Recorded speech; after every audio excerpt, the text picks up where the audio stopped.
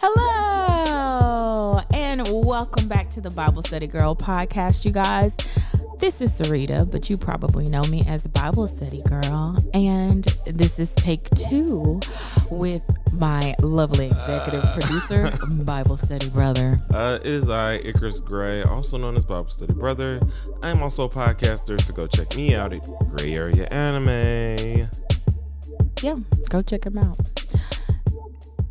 Listen, we're all human. We all make mistakes, and we are trying this again. We're going to talk about grieving today. Maybe we needed that little bump to get us over this humpity hump of grief. I really wanted to talk about grief and grieving today because I was with Bible Study Mama last week or week before last, and we were dropping off cards to her coworker who lost his husband, and Mama was talking about how she was talking to her coworker about how dealing with grief when you lose somebody you love, when they're taken from you, when they're murdered, how it's a different experience. Yeah. And there's nothing anybody could say to ever prepare you for it or get you ready for it. And she says, you know, Sarita went and looked to see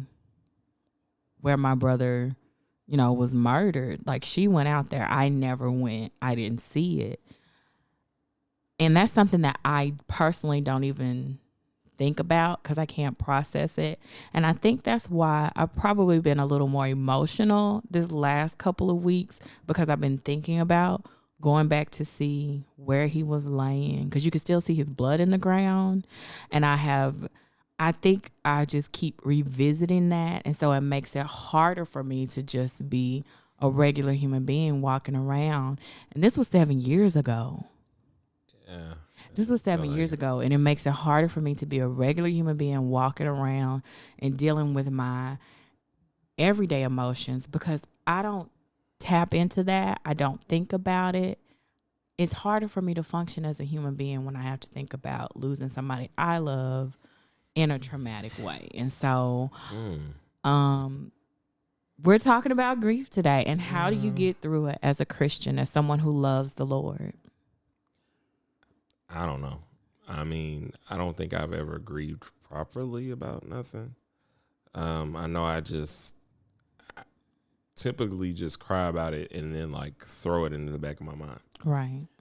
Even though the things will like change like how I do stuff and change kind of like how I act and change the way I'll go about doing things, because I'm never thinking about it. Like, I remember before you broke me down before I was ordained, because I saw people that weren't gonna be there Physically. Yeah. And I think you need to clarify. I contacted both sides of the family to get pictures of people that weren't going to be there that day to hear Joe's first sermon, but that I know, you know, would have been there if they were physically present on this earth. They would have been there to champion him and cheer him on. And I just wanted him to remember, like, hey, they're not here physically, but they are with you always. And so that's why I did that. You know, I'm a sentimental person. Yeah, and it took me out because, like, it's the hardest thing in the world for me to think about things like that. I think about me and my Patriots relationship, and it's like we were close, but we were never as close as everybody else is. I was probably oddly close. I was closer, I think, probably to Grandma Lucy. I think you probably were, but Grandma Lucy spent a lot of time like in our home. Yeah, and but the same thing with Granddaddy or Hershey. Mm-hmm. Like, I was a little bit like, I can never understand what he was saying, but it's just he had this spark in him when we were around that's all I know him for. Like, I can never understand what you're saying. But I do know that this coffee is about to be lit. Melodies from heaven. Yeah. Like that you gonna let me sip out of this saucer like a puppy. That's what we all did. But I remember because like that was the first time where it's like grief was like real in a real way for you. Because I was young enough when Daddy Hersey died to kind of grow from it and like not really notice how grief affected me at that time. Mm-hmm. But with Mom Pastry, I was back home, or no, I was back home. How old were you? I would have been 19, almost 20. And so I would go when she would get chemo sometimes. And we'd sit and I was like trying to talk and I was feeling really sentimental because I had never asked my baby for anything except for like right before graduation. I asked for a quilt because I realized I didn't have one. Mm-hmm. Like I didn't have a baby one or nothing like that. All the stuff that people talked about. And she made me 2 quilts. She made me a blue and white one because those are my favorite colors. I said, you ain't got to make it complicated. That's what I want. And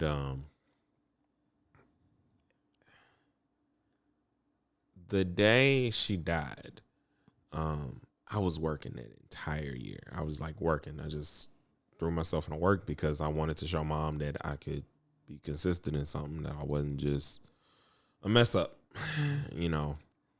And we were going into work and she was asking me, did I want to go see her? You know, because she was telling me, but in my head, I just kind of. It was not real. Because mortality in that sense was not real to me. Like I hadn't lost, I mean, we had lost Miss Willingham at that point in time as well. Or not at that time, but a couple years prior, I think. Because it was before I graduated. And I remember just being like, no, because in my head, you'll be fine. I'll be able to get up there. And it was after that, like I just didn't know what to do. And I couldn't like process it for a while. Cause I just numb. I just get numb. Normalcy, doing a routine, like that's my stubbornness, my routine. My routine is, you know, okay, I get up. If I'm tired from work, I'm about to watch something. I'm about to watch anime. I'm about to play my game. I'm about to do something that is normal, that gives me this feeling that can, it can be eternal. So when you found out that she was gone, did you cry? Are you an immediate crier? Not immediate. Yeah. Because I think I was at work. Let me tell you when I cried.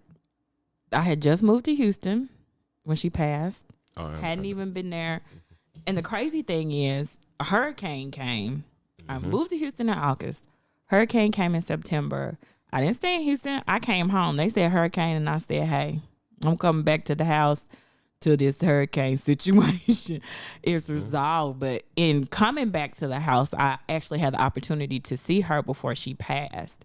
And that was the hardest thing ever. We are not like a cry family. Like we don't sit around and hold each other and hug. Like as a big family rule, I think our immediate family is more sensitive, but we still don't sit around and cry and hold each other. And so to see her suffering. We definitely hardly ever cry at the same time. Right. But to see her suffering and in pain, like I literally had to leave out of the house and just cry. I couldn't take it. And so when Mama called me the following week, because I went home once the hurricane was resolved, and she passed away, like I got back to Houston and she passed away within the next couple of days. So I didn't cry about her passing though until I had to call my job and tell them, hey, I know everything was shut down because of the hurricane, but I was like, I won't be here because my grandmother passed. And I was crying hysterically. Like when I had to verbally say those words out loud, I was hysterical. And I have not worked for these people long. I don't even really know anybody, but just having to give that report was like, Oh my gosh. My best friend was so concerned about me. She was like, I will fly to Houston and drive you back home. Like, you don't need to be driving. I literally, I do not even remember the drive Right, the back. entire way back is what I you drove said. all the way back to Little Rock. I don't know how I got back. Jesus was driving that car. I was not in my right mind. And so I don't know. I that was, I think, the first. Daddy Hersey dying was sad for me and it was hurtful for me. But I think in my mind I thought it just would not be possible for her to ever die. Yeah, no, the same, but the same on both. Because I remember 2 moments. I remember being up at the VA. I think is where we was at. Well, I really don't. I don't remember where he was at. I think he was at St. Vincent's. I think so too.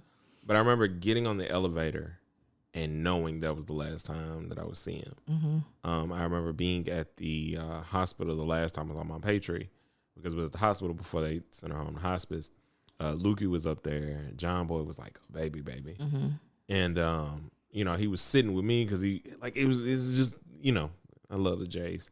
And we went in there and we was talking, and this is, funny enough, Lukey just repeats himself. He was talking about cannabis and stuff. She just said, I don't know what you're talking about. And I remembered that. But after that, those are the only 2 glaring memories I have. I didn't start crying. So I went with one of my homeboys to chase after some girl that he was into at the time. And, I remember being out there, and it was the night before the funeral. I almost said wedding because I do that very often. And we were out there being kids. I was smoking. I think I was high, something like that. I came back and realized, I think it was on my way back, mama, somebody called me and told me I was going to be the caravan for the Little Rock crew. For the Little Rock people. So Chantel, Uncle Chuck, other people were going to be following me back. So I'm already freaking out. We getting back home. I'm exhausted because we was out late, way out. I don't remember where we was at. And I get back to the house, and it's I could not come down from smoking the weed. I needed to at least say that, make sure. It's no, I ain't on that the other stuff. On the other stuff. Wasn't on that other stuff. Anyway, you have to say that nowadays. Because these kids, woo, child. Anyway, so I get back to the house. Y'all weren't there, obviously, because y'all were already down there getting stuff So together. you did not go to the wake? No, I was at work. That's how crazy I was. I didn't know you weren't there. Yeah, that's what I'm saying. So I had no clue until today. And you'll see a parallel when we get to today. this other part of grief. Okay. So at the same time, I'm I couldn't get down. I remember I was sitting in the corner of my room, I was on the floor, almost in the fetal position, and I'm just crying. I'm like, Lord, just help me. I'm battling, probably dealing with grief and just still numbing myself out. I went to sleep.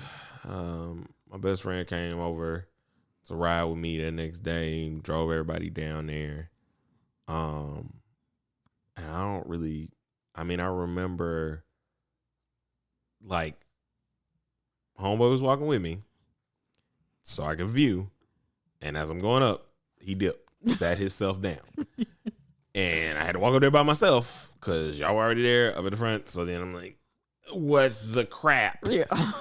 And I'm crying and I did okay. Or no, I did. I was like, eh. And I didn't really start bawling until I think at the end Uncle Chuck hugged me. And this is when I think we had the original conversation of, I don't want nobody touching me. Yeah. When I'm just leave me alone. Don't make me don't make me do it if I ain't got to.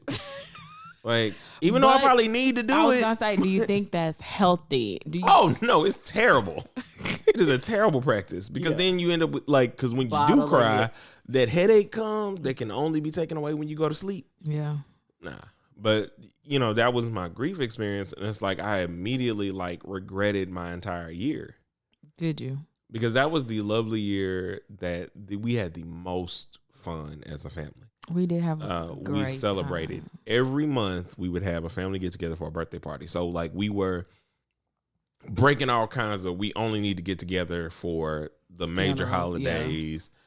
Like we're celebrating people. We're celebrating life. Like our entire family. But I Yeah. think there's a great blessing in that. Yeah. And there's a great joy Mm-hmm. that we have spent the entire year gathering together as a family just because for everybody's birthday. If if your birthday is in January, we're celebrating you this month. And we got a theme and we send out a email for everything that people need to bring. And I didn't even live in Arkansas at the time, but I made quite a few parties. Like, we're just partying. Let me get to Arkansas to celebrate. I did. I did not live here. Yeah, I don't think it was many you missed. Yeah, I didn't miss. To be honest, I didn't miss many. Because it would be like a weekend, and Mama zoom zoom zoom zoom zoom. So I will say that is a gift, and I think that made it a little bit easier, but it's still not easy. Oh, it made it hard because I didn't get to make as many of them as I wanted to because I was working. Like, and I'd be like, this is like my work thing is I have a hard time asking for time off.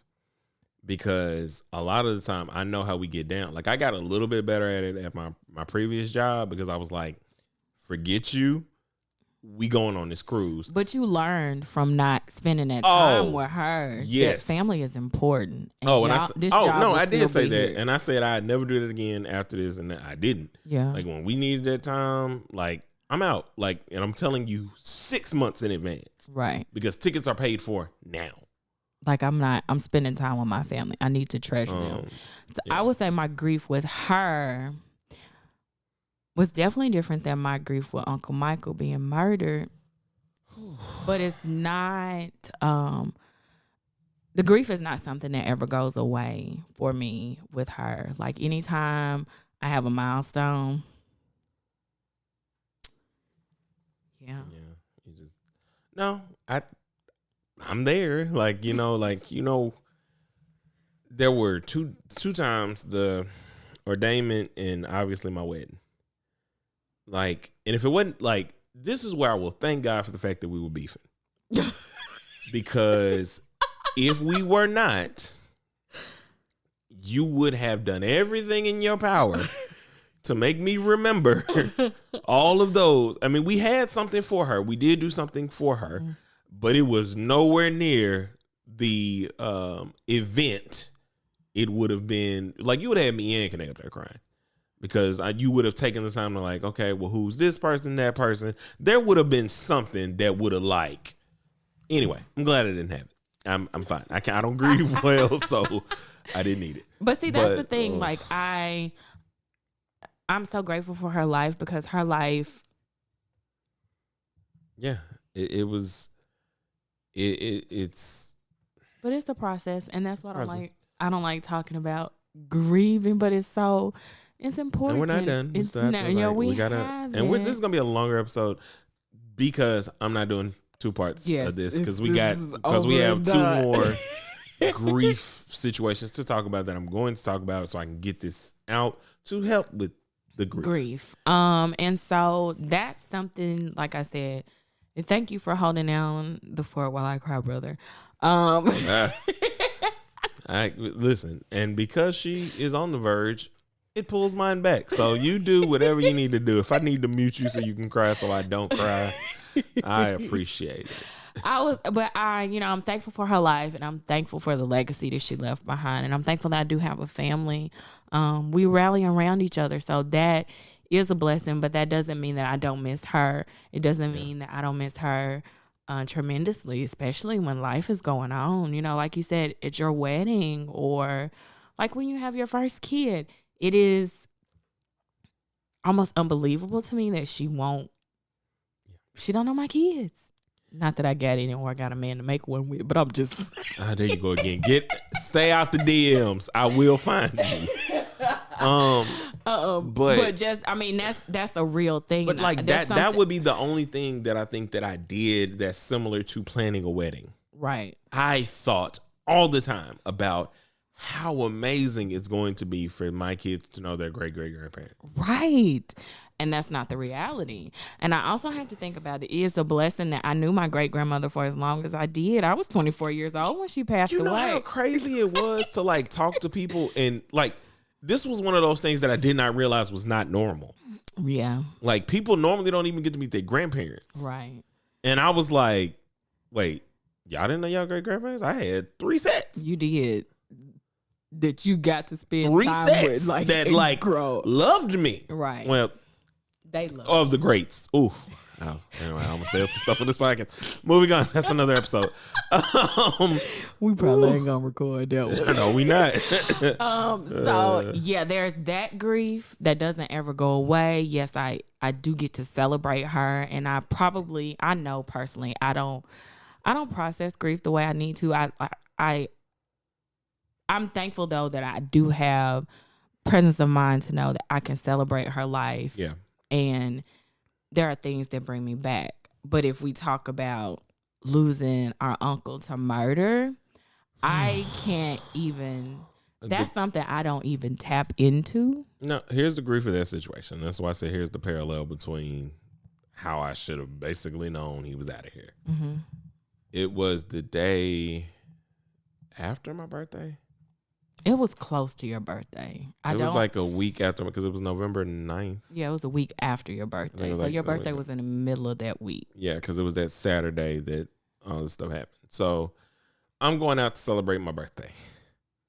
By the time I get to Cajun's Wharf, which is no longer there, sad enough.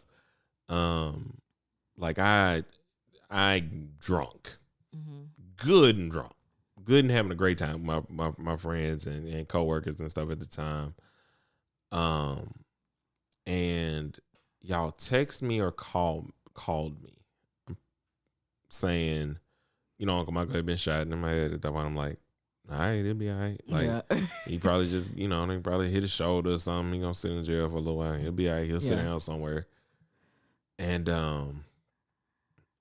like I got home. Driven home by that point, because like I said, this is good and drunk. Good birthday celebration. And I walk in the house, and these are the things that I remember. So I remember walking into my bedroom, and I woke up. Here's the thing about me: I normally sleep in an under tee and some basketball shorts. That's what I sleep in. What I woke up in was a t-shirt. No pants on. Still have underwear on, which is weird. And so I'm sitting here like, and I know I had got a text from y'all like prior, because y'all knew that night. It wasn't like something y'all found out that morning. No, we knew that night. And so I wake up and I'm thinking y'all had come back to the house, because I wake up and I'm like, why does it smell like beans in here? Like somebody must have been cooking in there and ran off to get, down there because of everything that's going on. And I wasn't. You were still, yeah. And so I get up and I'm like, well, let me go and fix this, and I'm trying to again, it's not really processing to me. So funny part about that is what actually happened, because what I said was that I remember walking to my bedroom. What happened is me and the best man at my wedding, we walk in, we have a conversation. I give him one of the pineapple edible arrangements, or white chocolate covered pineapple arrangements. We're having a whole conversation. I then say to myself, and this is also a God thing, that I want something to eat because I'm drunk and I want to eat food. So what I did is there was a George Foreman grill that is the best thing in the world to cook a butterball turkey patty on. They had cooked all night. Oh, really? I didn't know. And so, when I get up, it turns itself off. I think I didn't know it felt. Praise God. But so, I'm like, that was not beans, and that was not them at all. They're not here. Mm-hmm. And I remember, I'm sitting at the house, and I'm just kind of trying to come to myself, and I'm not really knowing what's going on. Because in my head, I'm just like, nah, it's not really real. It's not a thing. Mm-hmm. This didn't happen.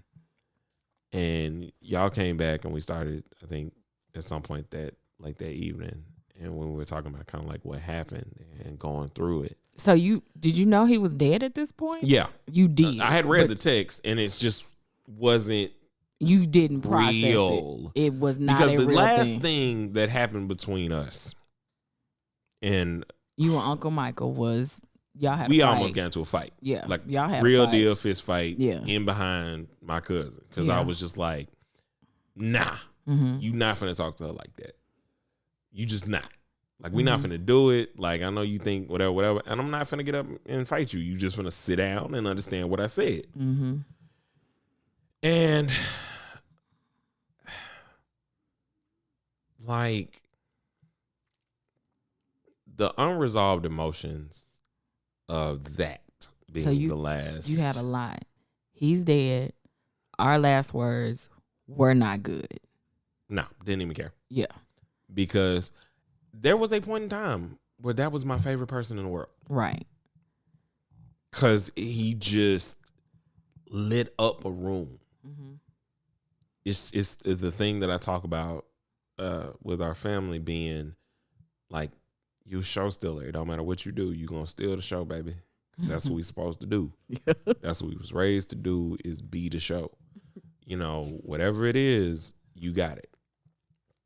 And so when he like lost that and we kind of like fell out and he changed, who he was in the latter parts, like I was just always disappointed. Because of how great I knew him to be. So when do you think it hit you that it was a real thing? Oh, at the funeral. No, driving down there. To make funeral arrangements? Yes. Okay. Because that's like, we were driving and everybody was fine and I just started crying. I will say that is one thing that was unique about his murder. Your energy that you had towards your job after Mom Patriot died and that I'm going to spend time with my family. I wish folks would pass away after I've been at a job for a while, but that's never the case. So I had just started my job. I moved back to Little Rock. I had been in my job for like a month. Yeah. Parallels, because it's the same. I had been in my job for like a month. I was in Conway with Mama at a concert, and my cousins were there. We were there to hear my cousins sing in that concert. Yeah, of bad news in that concert. So we get the news in the concert that he's been shot. Well, first he was missing. Nobody could find him.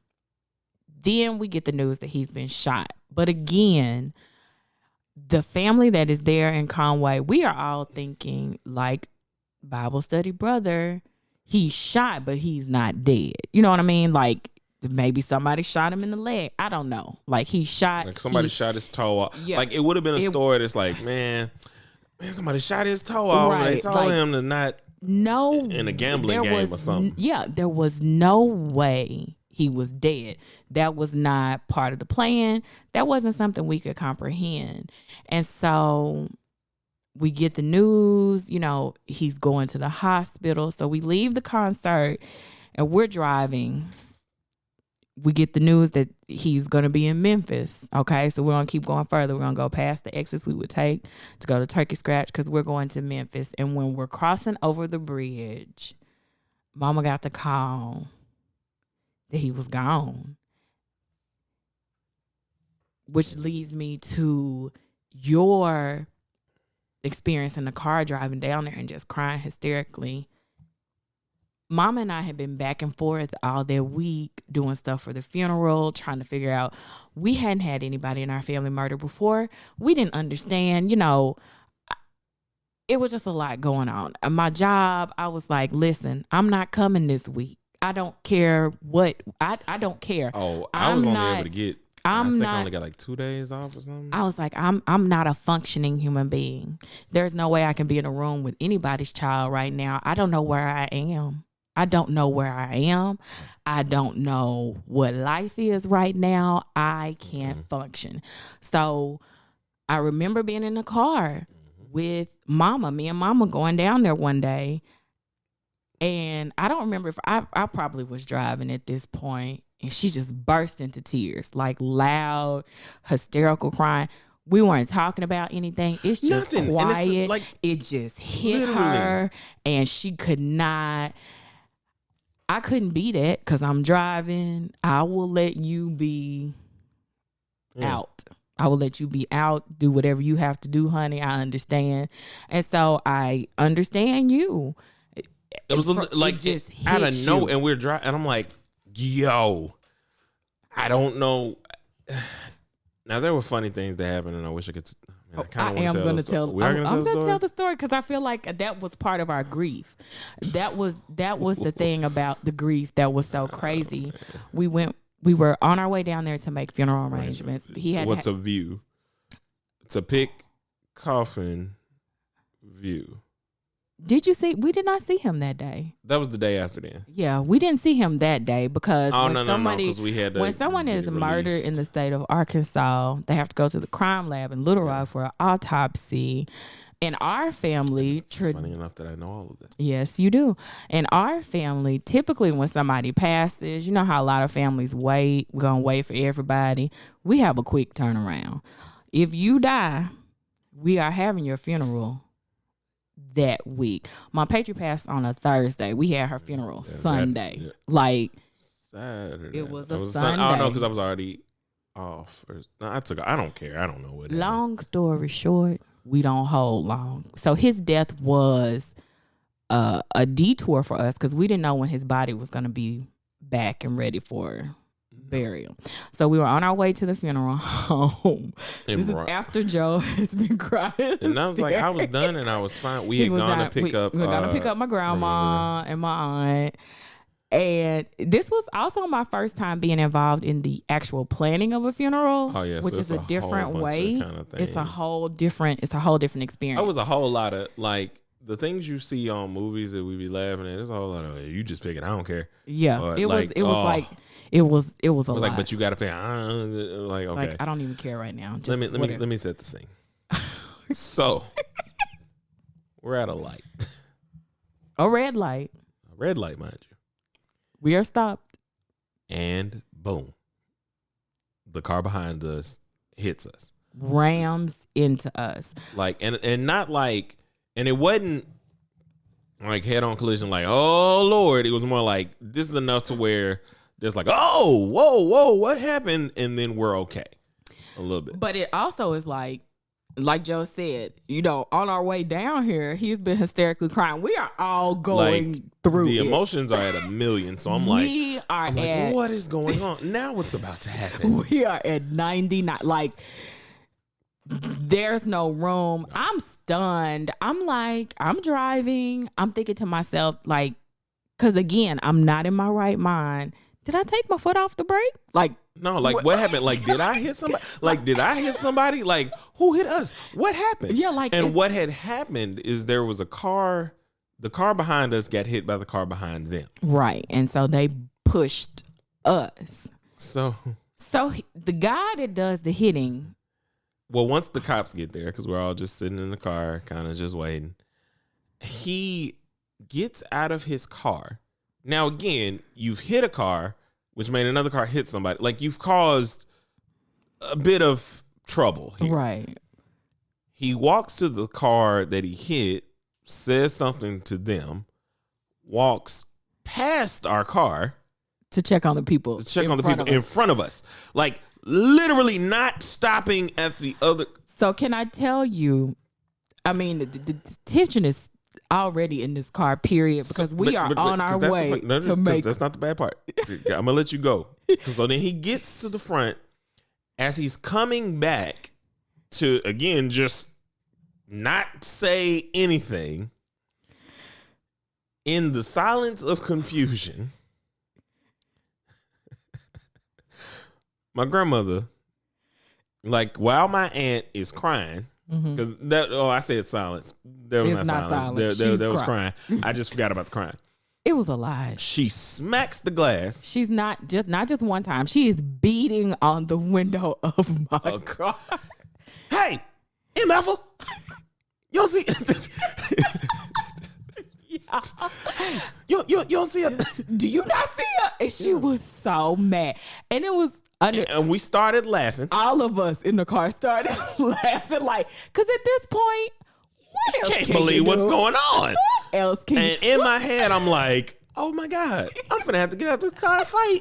Because if he can't say nothing, like, I'm finna go to jail. Like, what's finna happen to me? What's gonna happen? in the middle of grief? I thank God that we can look at this story and when I say, and listen, this like, is the grief and emotion. She has no recollection of doing it. She didn't even know she did it. She is out of her mind. We are all literally Losing it. just trying to make it. So Bits and pieces. and of pieces a person. of we're not whole people right now. We are struggling on the struggle bus. But even in the midst of that turmoil, and I guess it was so funny to us because she was like, "What are you talking about? I didn't do anything." We're like, "No, this is you what almost- you did. you You almost broke her the window. Like, you literally hit, like, I'm not saying, like, she hit it with the force of a Mac 10 truck is what it felt like. Because she shook the car. She shook the car. She was so angry. And I think she needed that release. I'm sure she did. Oh, I'm positive I'm she did. sure she needed that release. Y'all go listen to the episode and understand that lady did that. Right. And it was amazing to me that she could sit and talk calmly about his death in her episode when she's talking about her life and her life story, because I'm not there with his death. I'm not there with his murderers walking around free. I'm not there. And I think that's a lot of the reason that I don't deal with his death, because I don't know how to. I don't know how to process that. I don't know how to walk through it. It's a hard process. It's a very difficult process. So to me, I handled that way better than this last grievance situation that I'm going to talk about that I'm currently dealing with. That is fresh, very, very fresh. March fresh. My stepfather, my wife's stepdad, was shot, killed, in the middle of all this COVID craziness. Right. And I had gone to get me and Kanae something to eat. I walk back in the house and she is screaming bloody murder and saying like, "Hey, we gotta go. Keats is dead. I was like, what happened? Like, I'm trying to get something together. Like in my head at the time, I'm making like, man, he been out here doing something like Uncle Michael. I'm saying like he's out here doing something crazy. I don't know what happened. And death is not on your mind, no. No, ever. Not really. Yeah. So we're driving over there, and I'm like, nah, man, it's gonna be something different. And I didn't cry that day. I remember I called y'all, told y'all what happened. I called my boss, told him I was not going to be at work the next day. Right. Because I'm going to be here for my wife. That's what I'm here to do. That's the kind of thing. And it was the day after. I don't remember what happened. But, like, we don't cry together, me and Kanae. You don't? I just can't. Because if she's crying, I go into protector mode or let me You fix have gone it into mode. protector mode today for me. You've let me sit here and cry, and I sure appreciate it. It's a mechanism because the thing about it is because of the two of us, I probably would say you are more in touch with your feelings and being okay with crying. I'm not a crier. I'm not okay with it. It just happens. But I'm just saying. Because I get passionate. Like, I don't be wanting to. Like, literally, when I get to that point, it's literal. You're not listening to me. I'm telling the truth or whatever the case may be. Because it used to be, if I started crying, that was the only way you knew I was telling the truth as a kid.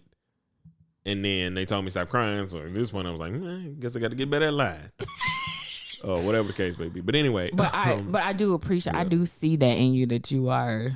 It's hard because I don't be wanting to cry, but it's like you wouldn't even be able to. We just want to be crying here, and ain't nobody gonna be able to stop the other from crying if I start crying.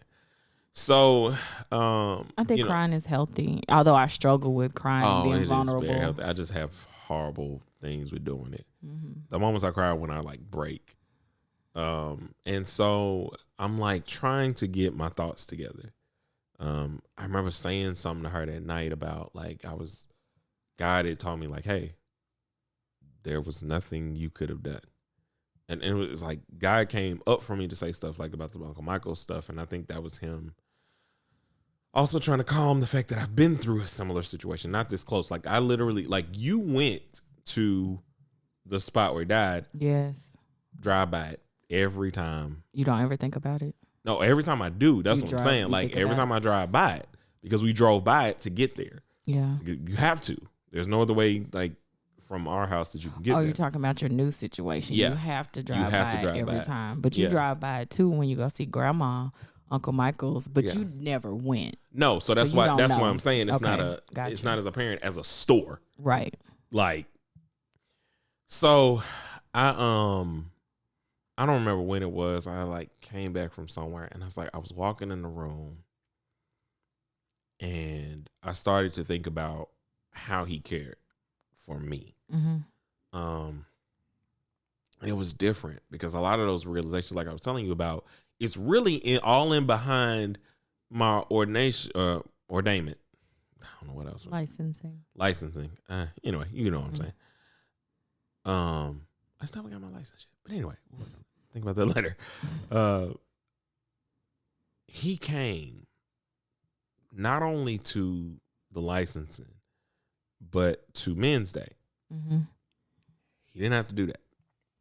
Like, I don't, I want people to come, but I never expect people to show up and show out for me other than the people that I know who will. If nobody in the family came, but you and mama came, I'd be straight because I know, whatever. Like like it's more of a surprise to me anytime the family shows up and shows out. But that's what we do. I know, but I don't have very many things where people can come in. You know what I'm saying? So either way. So, I'm sitting there and I'm thinking about this stuff and I just started crying. Like I don't know, like I'm on the bed in the fetal position. Like I laid down and I'm like kicking and I'm like, this is like, why? And I just could not stop crying. I'm like trying to push it away and I'm trying to talk to these words as Kanae comes in there to console me. And I'm trying to find the words to tell her what this is and like how, like this was so different. We wasn't at odds. Yeah. Like we were in a place of where like, it's like a big brother that gets on your nerves sometimes. Right. And that's what it felt like. That's what he was. And to know how much he cared and seeing it and being like, man, you should have. The last thing he was doing was grilling for everybody. Mm-hmm. For everybody. Like, he just wanted everybody over there. He missed everybody. Everybody was out of the house. Everybody is out of the house. Thinking, well, anyway, everybody's out of the house. So, and I didn't and still don't know what to do with it. It's hard. Like, because we're already in this pseudo quarantine thing where I ain't been on a vacation or nothing in almost like 2 years. Like, I've been working at my new job for a year, as of like 2 weeks ago. And I haven't relaxed my mind at all. And I don't know how to do grief. I don't. I know how to cry in a moment and just stuff it and get back to my routine. Right. And that's what I struggle with as well. I cry in a moment. But like I said earlier, this last 2 weeks, I think just thinking about it and my unresolved feelings has left me in a pretty grouchy mood and really tapping into that and realizing there's work to be done. We're not supposed to grieve as those who have no hope. Yeah. But then what does that look like in real life? Does that mean I'm not going to have hard days or days where I'm sad and I'm terribly missing that person? I don't think that's true. But I also realize that I need to find some healthier ways. Like I've talked about before in the blog about unpacking boxes, and that's a box I really need to unpack, and I really need to deal with it. Well, we started with it knowing that we were in a place where we needed to heal more when I did my first blog post for you, which is what is forgiveness, about this, about how I felt, about how it's not worth the energy that we give bad relationships and stuff, or anger. Right. Nothing can succeed in anger. It's just impossible. It just doesn't. Like, if you don't address those things, and it's hard. It's very difficult, and I know it to be true that if you haven't lost someone, like in a murder situation, you have no idea. It's not even something that you can. You cannot explain it. It's not something you. Like I said, I deeply miss my great grandmother, but I have a peace about that. Yeah. And a lot of times, I don't have peace about. Oh no, I don't have peace about either of them because it's not just like, it's not that the resolution isn't there. Yeah. In the sense that it's like nothing happened. And in as both far as I know, cases, for both situations, nothing happened. Nothing has happened. Right. So I can't even get, like, it's like, but honestly, it's like seeing her cancer, seeing a cure for it, and not being able to get to it. Yeah. And it's like somebody has a key and they're holding on to it and they just won't open the case to give it to her. Yeah. But I also think for me, I don't know if that would fix it. It would do something. I mean, it would feel like, the thing that upsets me most on both ends is you just get to move on with life. Normal. Like, and you didn't lose nothing. You might lose sleep, maybe, if that's where your mind is, if you think you did something wrong. Right. All those people down there anyway, but that part. While people have to drive by your home. Right. The place where he died. Right. Every day that they go out, and just on the day to day. Right. That's the difficult part. I don't grieve as a person without hope. I really do not. But the reality of it for me is that some days are better than others. So it's just getting to the place where you have more good days than bad, I guess. I mean, but it's also getting to, it's really leaning to God. Yes, because Lord. In those situations, it's leaning to therapy and everything else and talking about it, about those feelings, because nobody can ease what you don't tell them you're ailing from. Absolutely. The The power of life and death is in the tongue, and we have the power to change, really, the course of our lives and what we're going through. So you're right. I think it's important to talk to people, to be open about what you're feeling. I would say I do have a good network of people that will check on me because I'm the strong friend, like if something is wrong with me, I'm not. 9 times out of 10, I'm not going to go to you and say, hey, today I'm having a hard day. But if you ask me if my day is hard, I will tell you. I'm not a liar. I will say my day is hard. I come off the gate. I know. Anytime you have a hard day, I know. It's coming out the gate because I'm like, I got to get it. But that's how like, as soon as I can do that with you or, with Connect, sometimes I'm working on it because our communication has to get to a different, because when I'm talking to you about it, you get what I'm actually frustrated about. The wife in her is like, I got to do something. She wants to but fix she don't it. really know how to fix it, because majority of the time I'm just like, sit here. I'm just here to listen. I got you. I'm gonna fix it. That's what I do. I listen. Like now, she could shove cookies at me. I'd eat cookies. I'd eat cookies. But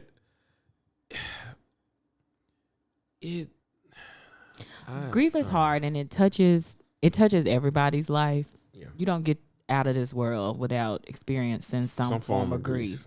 And so really my push and my drive is that I keep saying this, but it's so true, and it's really what I want for myself and everybody, that we be healthy, happy, and whole, healthy in all areas of our lives. And so being in touch with our emotions, recognizing that we're sad, but also knowing that there's a God who created us and who created us for a purpose, and he has a purpose for our lives, and we don't understand it, and life gets hard, and we lose things, and we lose people that we love. And finding and being able to find him in that's the hard part. Because all is not lost. Where is he in that? And I think that is probably one of the bigger struggles for me, finding God in the sad moments of life. So, and that's what you have to. You have because the thing that is most important, through every storm there is actual sunshine. Clouds move, they can stay for 40 days and 40 nights. Mm-hmm. But a rainbow is coming. And it's like, it's not just to appreciate it more, but it's to know that all things work for the good. They just do. Even when it feels and it's not gonna feel like crap. And it's gonna hurt. And it hurts. There are days where you're going to be upset after 367 days of not being upset. It hits you. And it's gonna hit. You know, something will remind you of the situation. I was, okay with Uncle Michael stuff. Then Keith happened. And then it's like, now I'm not okay with it at all. Yeah. Now I'm in a fresh state of actually feeling the parts that I couldn't feel with Uncle Michael with this. Right. But God is gracious. He is, and he hears. And he hears. And the things that you gain are more than you could ever lose. But you have to be willing to look for those things. Yeah. You cannot just wallow in. And you can't fixate on you feeling like you making a list of the things you gained. Right. Because your list is never going to be full. Mm-mm. And what I mean by that is if your list only surmises, like in our situation, of the murderers being charged and put in jail, we're not getting that. Probably not gonna ever get that. But power, life, and death is in the tongue. I don't know about that. But go ahead. What I mean is, like, even if I don't, I'm saying I'm not banking that. I'm not banking my whole existence on that. Yeah. Okay. In terms of the things that I want to gain. Right. But if I gained a better relationship with my sister, because I remember us talking about that, and like in the fact that I'm not going out like that. Right. Like I could not have imagined something happening to you during our stuff. Right. Or vice versa. Like I wouldn't be the same. Right. I would not be able to function. I wouldn't be able to do it. I want to go out of my way to gain the fact that not going down, or letting the sun go down, being mad at somebody, having that energy. I gained more time with my family because we're more aware. We are very much more aware. And it can be hard to look at the pluses and the positives when you are in the thick of it. And I do want to say this too before I leave. I think it's so important. If you have a friend that has lost somebody that they love, care doesn't just stop when the funeral is over. No, the real because I was out of my mind when Uncle Michael died. That whole week, I was just trying to make it through the funeral so I could just try to figure out, what life is. So it doesn't stop after that. I think part of being a great friend to someone who's lost someone is checking in on them and being persistent about that, and not just for a day. You give it a year. Yeah, I mean, just even check in and say, "Are you okay?" or not even ask that, just to do something nice, something considerate, something that lets them know that they are thought of, they are loved, that you're praying that for you're them, there. that And you they say are that. there. And what's funny is they say that at every funeral. Like, hey, when the food runs out, check on them. Check on them. Right. Because, and we so often just do that. So please check, because your strong friends ain't finna tell you about this stuff. Not at all. Like, even though I talk about a lot, I hardly ever really talk about my, like, I'd be like, that's crazy. Like, it's just crazy to me. And that's your short response. version of being like, I'm not okay. I'm not okay. Right. Like, I'm letting you know I'm not okay, but I'm saying it this way. So if you really want to talk about it, we can talk about it, but you got to ask me, because I'm not finna burden you with my grief right now. Like, right. let me know what you got in your mind. It's important. You have to be persistent. You have to be persistent. It makes a difference. It makes a difference, because grief is hard. Grief is hard, and we do not grieve alone. No one grieves alone. And well, the hope is that no one grieves alone. Yeah, the hope is that's the hope. And I know it's selfish, but I feel better. Like I needed to talk about loss. I needed to talk about how to push through. Because to me, point of the podcast is to be open and transparent. And sometimes I'm not okay, and I wasn't okay, and I didn't want to leave it swept under the rug. Am I 100% better? No, but I feel better. Yeah, I'm not there. Because you had to, but see, I spent the episode crying, and you had to be the strong man. So after the episode is over, yes, the strong gutter cleaning cat nail clipping guy. So I'm here for you, bro. Like, after this podcast is over, then fine. you By can then, cry. No. Then I'm like, no, we were not talking about it. It's stuffed. No, unbox it.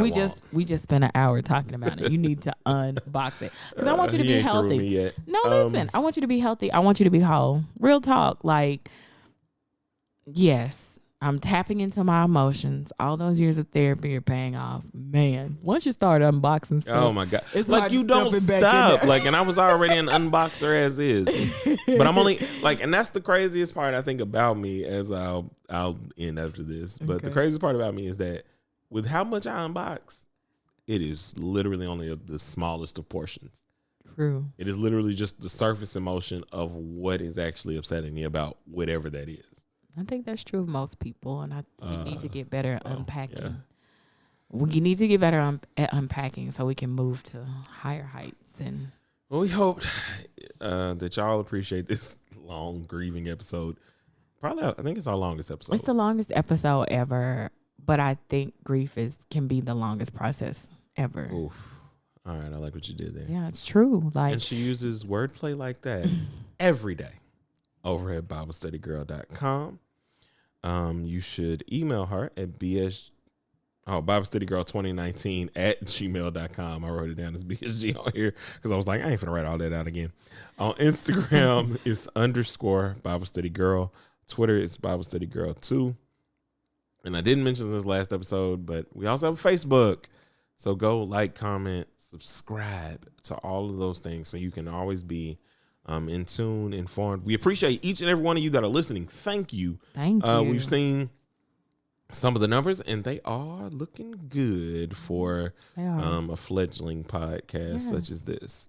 That's only going to continue to grow because of you and because of God's continual watchful hands over us. So remember, it's not he preach, she preach. The bird preaches, the cat preaches, we preach. And until we meet again, guys, keep preaching.